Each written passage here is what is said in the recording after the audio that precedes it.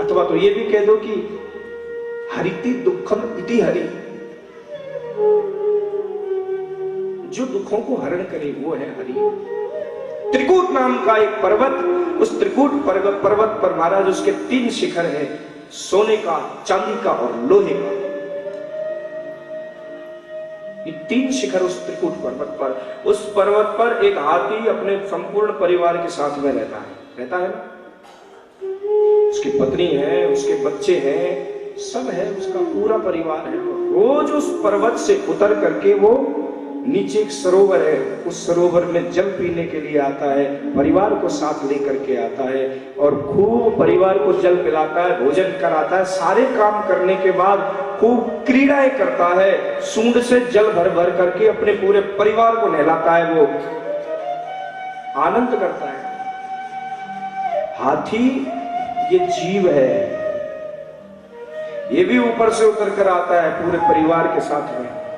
हम हैं हाथी, तुम और मैं, ये भी पूरे परिवार के साथ घूम रहा है, यहाँ आनंद कर रहा है, मौज कर रहा है। ध्यान देते हुए चलना इस कथा। ये कथा गज और ग्राहकी कम है, मेरी और तुम्हारी ज्यादा है। ये तो एक भागवत में उदाहरणार्थ इसको दिया गया है, लेकिन वास्तविक शुभदेव जी का जो इसमें वर्णन है वो आपके और हमारे लिए है। ये जीव भी ऊपर से उतर करके आता है, पूरे परिवार के साथ रहता है। गजराज को प्यास लगी वन में, तब पीवन नीर सरोवर आयो।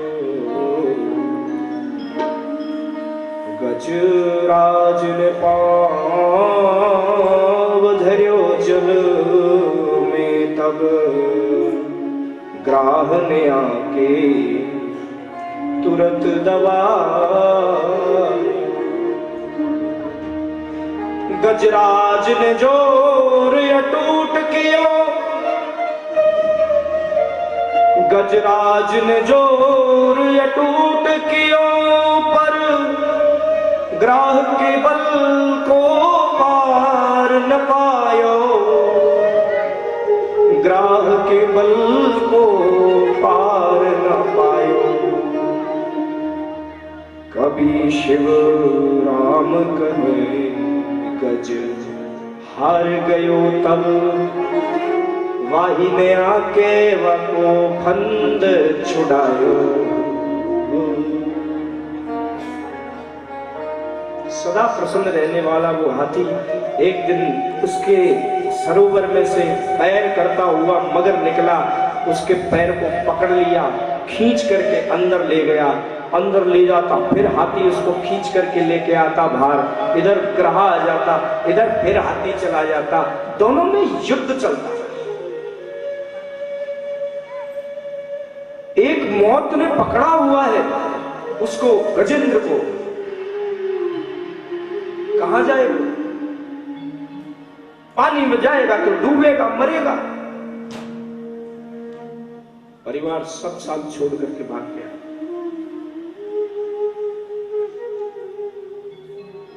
समझते जाना और आंकलन करते जाना कथा का। बहुत काम की बात है ये, केवल कथा नहीं है कि मैं तुम्हें सुना रहा हूं, इसका अवलोकन, चिंतन, मनन भीतर से करते हुए चलना और समझते चलना। तो दोनों का युद्ध चलता रहा, वो उसका युद्ध चल रहा है, वो उसका युद्ध चल रहा है। वो परसों खींच करके उसको जल में ले जाता, फिर वो खींच करके ले आता। ये युद्ध तुम्हारा और मेरा भी चल रहा है। मौत से लड़ते लड़ते लड़ते लड़ते जिंदगी की दहलीज पर फिर आ जाते हैं, फिर मौत के रास्ते पे चले जाते हैं, फिर जिंदगी की दहलीज पर आ जाते हैं। ऐसा युद्ध है। बाल सफेद हुए ना, फट जाके डाई करवा लेनी महाराज, गोदरेज लगा लोगों के। ये युद्ध है, इंडिकेशन हो रहा है, सावधान। फिर भी नहीं हो रहे, नहीं डाई लगा के अभी थोड़ी ना। चलो दूसरी बात आई, दांत जड़ने लगे। नहीं, अभी हम थोड़ी ना दांत जड़ेंगे, तो नकली लगाएंगे, बढ़िया लोहे के चने चबाएंगे महाराज, सोने के चने चबाएंगे। दूसरी दस्तक, जिंदगी और मौत की दूसरी दस्तक। फिर भी सावधान नहीं होते। देखो मजे की बात, फिर भी सावधानी नहीं बरतते। तीसरी दस्तक, शरीर कृश हो गया, खाल पे झुर्रियां पड़ने लग गई, और खाल जब झुर्रियां पड़ते पड़ते नरम हो गई, सिकुड़ने लगी। नहीं अभी थोड़ी ना, अभी तो फेयर एंड लवली लगाओ, ये लवली लगाओ और वो लगाओ, अभी तो हम जवान है, अभी तो मैं जवान हूं। चौथी दस्तक। वैसे ये फेयर एंड लवली पूरा पूरा किसी को करती है, भगवान को पता, तुम्हें करती हो तो करती, भैंस पे लगा दो ना तो उसको गोरा कर सकती है, तो माने कि हाँ ये करेगी। ये जितनी भी क्रीम्स वगैरह आती है, कौवा के ऊपर पोतो उसको ले लेके और उसको देखो, बातें बढ़िया तो भैया अपने कुछ ही खा पी ले बढ़िया सो, दाग काजू बादाम तो गुण तो करेंगे कौ भीतर।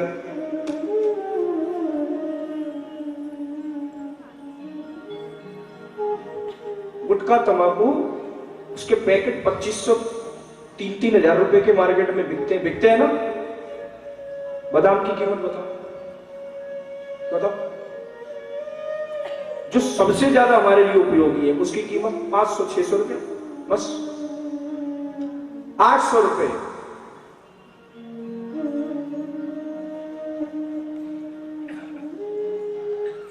नेचुरल ब्यूटी नेचुरल है। अब पुताई की है फिर तो महाराज, पुताई तो पुताई होगी।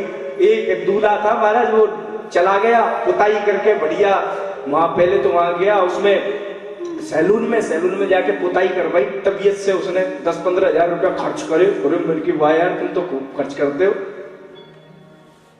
सो दूल्हा जैसे ही तोरण मारने के लिए दरवाजे पे चढ़ गया, ऊपर से आ गई बारिश, तो जो 10-15 हजार की पुताई करवाई थी सब बराबर हो गई।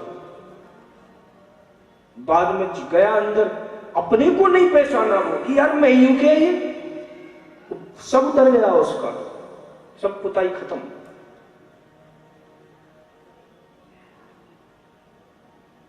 पुताई वाला सिस्टम नहीं, शंग शार्दुल वाला, इसका हृदय अंदर से महाराज, उसका फिर मुख की आभा वो स्वतः ही तेजित होती है, स्वतः ही प्रकाशित होती है। ये कब आती है? गोविंद भजन से, हरि भजन से, सात्विक आहार से।